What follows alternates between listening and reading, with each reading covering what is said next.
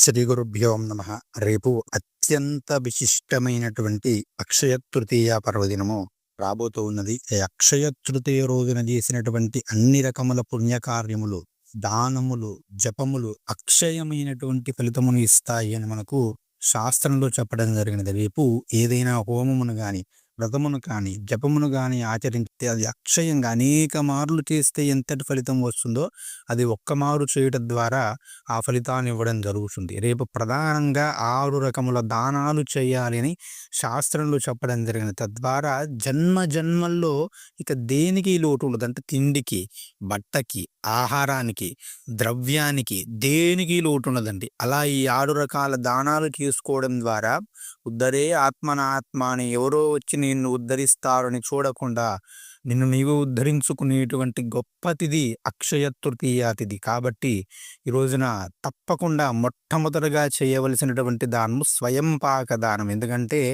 అన్నమే మనిషిని కాపాడుతుంది. అన్నం లేకపోతే ఈ జన్మలో మనం నిలిచి మాట్లాడలేము, నడవలేము. 2 రోజులు అన్నం లేకపోతే ఎలా ఉంటుందని మన బతుకు. కాబట్టి ఒక బ్రాహ్మణునికి స్వయం పాక దానం ఇవ్వాలి. ఎంతలా అంటే ఒక పూర్తి కుటుంబము, బ్రాహ్మణ కుటుంబము పూర్తిగా వండుకొని తినేంతగా బియ్యము, పప్పు దినుసులు, నూనె చక్కగా విస్తర్లతో సహా, అరటి ఆకు విస్తర్లు అయితే ఇంకా మరి విస్తర్లతో సహా దంపతులిద్దరూ కలిసి కూడా ఒక బ్రాహ్మణునికి అన్నదానం చేయాలి. ఇంకా వీలైతే పేదవారికి కూడా చేయవచ్చు. బ్రాహ్మణునికి స్వయం పాకమునిచ్చి పేదవారికి అన్నదానం చేయండి. తద్వారా మరింత విశిష్టమైనటువంటి ఫలితములు వస్తాయి. ఆ తర్వాత రెండవది జలదానము, అంటే నీటిని దానము చేయాలి.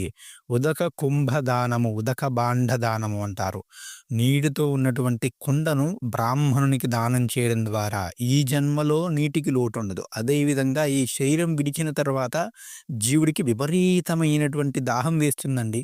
మీరు చేసినటువంటి పాపకర్మ అధికంగా ఉందనుకోండి, పుత్రుడు విడిచినటువంటి ఆ జలము కూడా, తర్పణము కూడా చెందదు. అలాంటి స్థితి నీకు రాకుండా ఉండాలి అంటే ఉదకబాండ దానమును బ్రాహ్మణుడికి చేయాలి. అదేవిధంగా చలివేంద్రాదులను ఏర్పాటు చేసి నలుగురికి కనీసం బాటిల్స్ ద్వారానైనా సరే వారి దాహమును తీర్చినట్లయితే ఈ జన్మలో నీకు దాహముతో ఉండవలసిన స్థితి ఉండదు. ఈ శరీరమును విడిచిన తర్వాత ఏ శరీరమును తీసుకున్నా ఆ జీవుడికి కూడా దాహంతో ఉండవలసినటువంటి అవసరం ఉండదు. దానితో పాటుగా పితరులకు కూడా ఈ యొక్క చలివేంద్రములను ఏర్పాటు చేయడం ద్వారా పితృదేవతలు కూడా సంతోషించి వారికి కూడా దాహం తీరుతుంది. కాబట్టి అఖండమైనటువంటి సంపదలు లభిస్తాయండి. పితృదేవత అనుగ్రహం కలిగితే, పితృదేవతలు అనుగ్రహించకపోతే దేవతలు అనుగ్రహించినా కూడా నీకు ఫలితములు రావు. కాబట్టి పితృదేవత అనుగ్రహము, సమస్త దేవతల యొక్క అనుగ్రహమును కలిగించగలిగేటువంటి ఏకైక తిథి అక్షయ తృతీయ తిథి. ఆ తర్వాత మూడవది వస్త్రదానము చేయాలి. బ్రాహ్మణునికి చేసి తర్వాత వీలైతే పేదవారికి కూడా చేసినట్లయితే విశిష్టమైనటువంటి ఫలితం వస్తుంది. వస్త్రం లేకుండా విప్పుకొని తిరగడం అనేది మానవ జన్మ ఎత్తినప్పుడు సాధ్యమయ్యేటువంటి విషయం కాదు కదా. కాబట్టి వస్త్రదానం తప్పకుండా చేయాలి. సుహాసిని అయినటువంటి స్త్రీ భర్తతో కలిసి ఆ యొక్క వస్త్రమును, భార్యాభర్తలు ఇద్దరే కలిసి కూడా ధోతిని, చీరని, పసుపు కుంకుమలను అంటే విశేషమైనటువంటి సువాసిని వస్తువులను కూడా బ్రాహ్మణ దంపతులకు దానం చేసి వారి ఆశీర్వచనం తీసుకున్నట్లయితే ఆ స్త్రీకి జన్మ జన్మల్లో కూడా ఆ సువాసినిత్వం నిలిచి ఉంటుంది. భర్త యొక్క ఆయుష్ నిలిచి ఉంటుంది. ఆ కుటుంబం ఎప్పుడు కూడా ఆనందాలతో, సంపదలతో విలసిల్లుతూ ఉంటుందని శాస్త్రం చెప్పడం జరిగినది. ఆ తర్వాత ఏం కావాలి?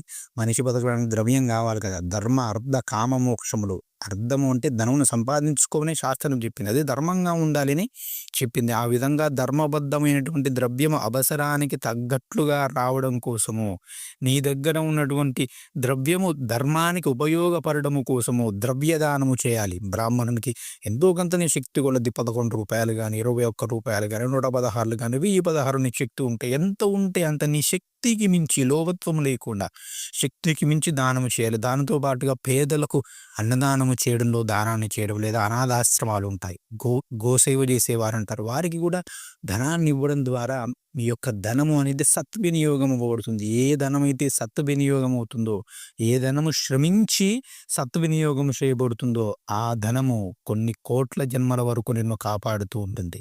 అంతేకాకుండా గొడుగును దానము చేయడము, చెప్పుల జతలు దానము చేయడము, విసనకర్రలు దానము చేయడము ద్వారా అనేకమైనటువంటి భోగములను పొందవచ్చు. అనేకమైనటువంటి సమస్యల నుంచి కూడా బయటపడవచ్చు. ఊర్ధ్వలోకాలలోకి వెళ్ళేటప్పుడు ఎటువంటి ఇబ్బందులు లేకుండా సరి అయినటువంటి విధానంలో సాఫీగా ప్రయాణం సాగాలి అంటే ఈ రకమైనటువంటి దానములు ఖచ్చితంగా చేసుకోవాలి అని మనకు శాస్త్రంలో చెప్పడం జరిగినది.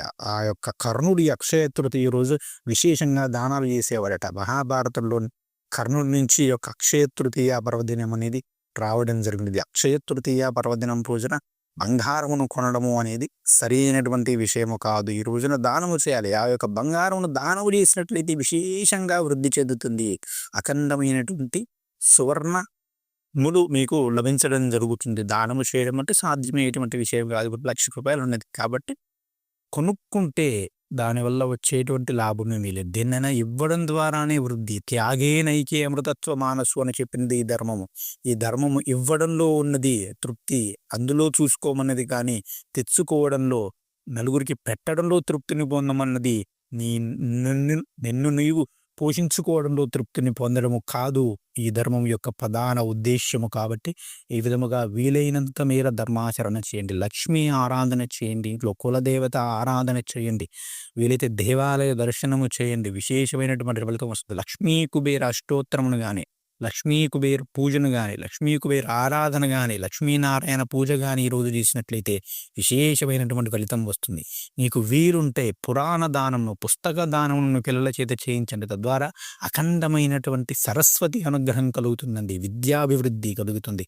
ఒక గొప్ప విద్వాంసులు అవుతారు. ఒక భాగవత పుస్తకాన్ని కానీ, రామాయణ పుస్తకాన్ని కానీ విద్వాంసులైన వారికి, చదువుకునే వారికి దానం చేయించండి.